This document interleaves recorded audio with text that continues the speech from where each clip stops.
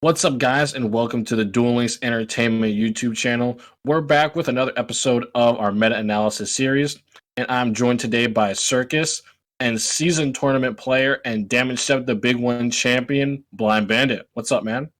I'm good. Just out here clapping. Well, that's good to hear. Now, you just accomplished something pretty big with a deck that just received a hit on the ban list, so tell us a little bit about it. Okay, so the deck I just won this tournament with is called Ritual Beast. And post ban list, the Elder got hit to 2, but pre ban list it was at 3. Elder is the most important part of any Ritual Beast combo. What you want to do is you want to normal summon your Elder, and its effect allows you to normal summon another Beast monster. So you would go into Cannahawk, get to banishing, and do all of your searches, which is really good for deck thinning and was the main engine of the deck. Right. I mean, this deck is the deck that most people hate to play against, right? Because each turn takes like a half hour. Most of the time, when you play the deck, you time out.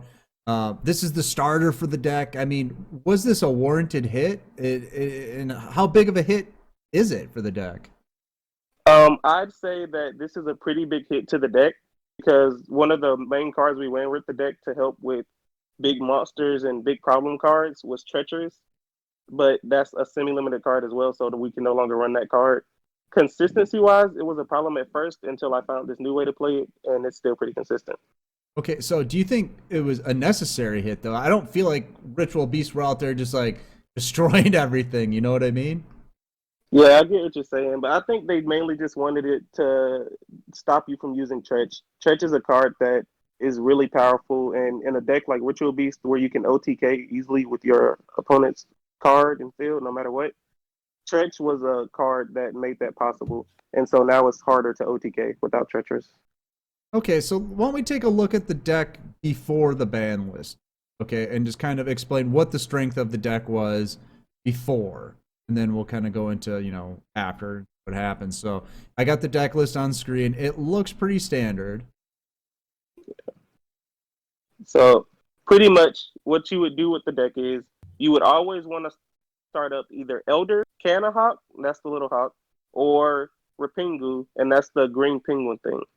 So pretty much you would normal summon the Elder, and you would normal summon either Cannahawk or Rapingu, and you would get off your searches and combos. With Cannahawk, you would start banishing, banish Winda, banish a Paleo, search, dump, banish, all that stuff. And then you search cards. Usually you would search the spell card return. Sometimes you would search another Elder for follow-up or a bond if you're going for OTK. With Rapingu, you get off more searches because you would banish a fusion, dump a card to the graveyard that's listed in that fusion, and then you would return it back so that way you could get off more searches with the fusions. You could get up to 3 searches in one turn. So just tons of searching, and that's what Konami wanted to slow.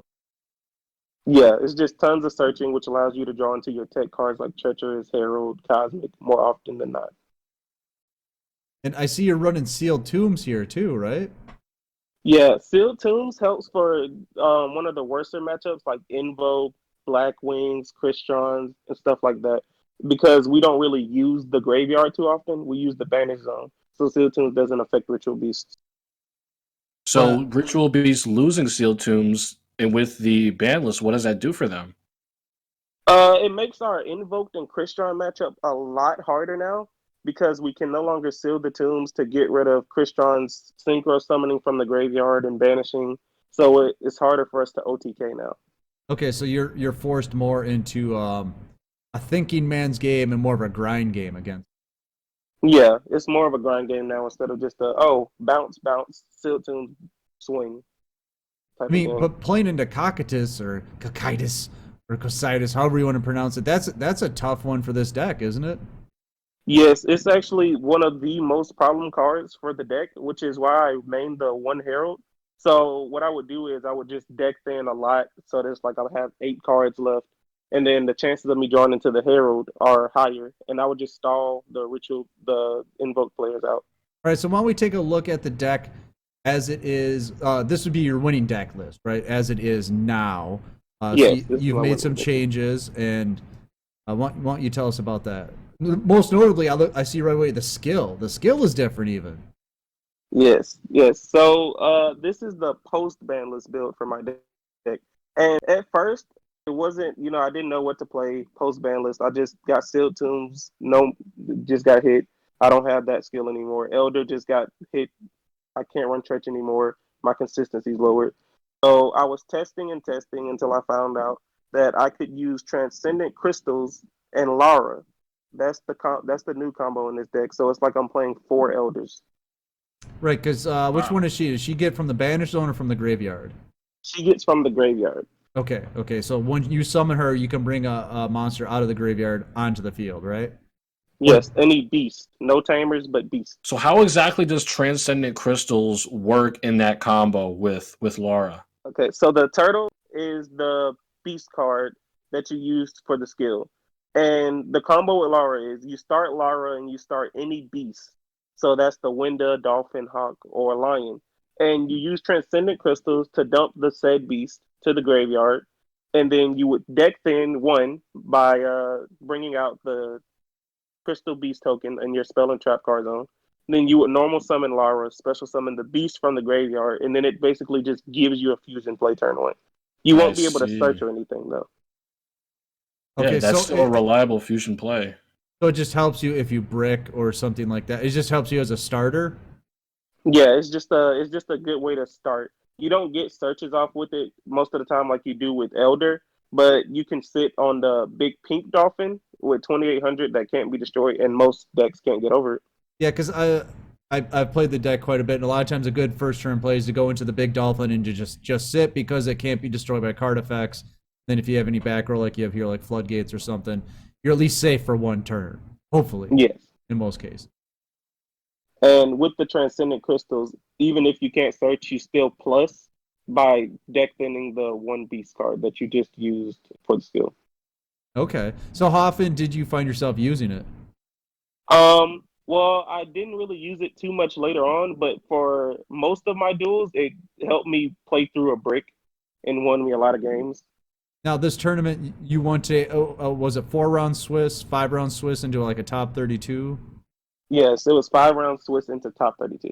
So how many matches is that? Is that like well, 5 obviously in the Swiss, and then the top 32 is what, another 5? Yeah, another 5. So 10 duels or 10 matches. How many did you drop? I went 8-2. 8 and 2. Okay, so that's a Oh. pretty good success rate with a deck that just got hit. Yeah. I only lost in Swiss, but when it counted the most, I won. So. Okay, all right. Well, obviously, yeah. If you lose in top 32, you're out. So why don't you tell us a little bit about the matchups? Okay, so what the only 2 matchups that I lost against in Swiss were Christrons and Invoke. So the Invoke matchup is pretty bad because the thing is with with Invoke they can flip you face down. So when you fusion with the Lara play, they just flip you face down and you can't tag out because you had to special summon from the grave already, and you can only special summon each monster once. Once per turn. Yeah. Okay. So if they have any like Canadius floodgates, Molehues, any flip downs to interrupt it, you can't tag out. You're just done. So Okay. it's better going first place than going second. And the Christron matchup was more like a grind game, but I really lost that matchup mainly because I can't really stop his combos at all. If he goes into Sam Destroyer, I have no real way out to it except for Herald. So if he stalls me enough, like and to just beat over me with Sam Destroyer, I just lose. So what about the decks that you did do well against in this tournament? Okay, I did well against Light Sworns, Blue Eyes. I played against a couple of Desperados, Cyber Dragons. I did well against those decks. Did you see? So you didn't see Dark Magician at all because that's the big stick out there right now. No, I did not play against any Dark Magicians this How, entire tournament. do you have any idea, or would you care to guess how this build would do against it? Well, I don't run Cosmic in the main, so that's a Oh big yeah. downfall. But if I got out of Fusion turn one against them with like a window, preferably, there's not really much they could do. I could just tag out, tag back in, tag out, tag back in. Okay. But one of the most problem cards would be the Timaeus into Cavalry. There's not really much I could do against that. If they get my life points low enough, I have no outs. If I don't have a floodgate, I have no Okay. outs. So it's more like a situational type of thing. It's like a coin toss. All right, so we'll keep an eye on this one. You know, Ritual Beast. It's just that deck. It stays around. The people that play it love it because they say it's the best deck around. We don't see it win a lot, but it still wins enough to stay relevant. So, yeah, you guys know how I feel about it. Yeah, Kamell's not a big fan. So we'll hopefully have you back on in a couple weeks, see if the deck's still relevant, see if there's any changes going on. So we can't wait to do that. But in the meantime, if you like the video, make sure to like, comment, subscribe, follow us on Twitch, follow us on Twitter. What else are they supposed to do, Kamell? Twitch, Twitter, upvote our posts on Reddit, subscribe, follow on the YouTube channel. We're asking a lot of join people. the Discord. Do that too. Join the Discord. Yeah. So there you go. All right, so we'll see you next time in one of these meta-analysis videos. Easy, guys. See you later. Guys. Easy.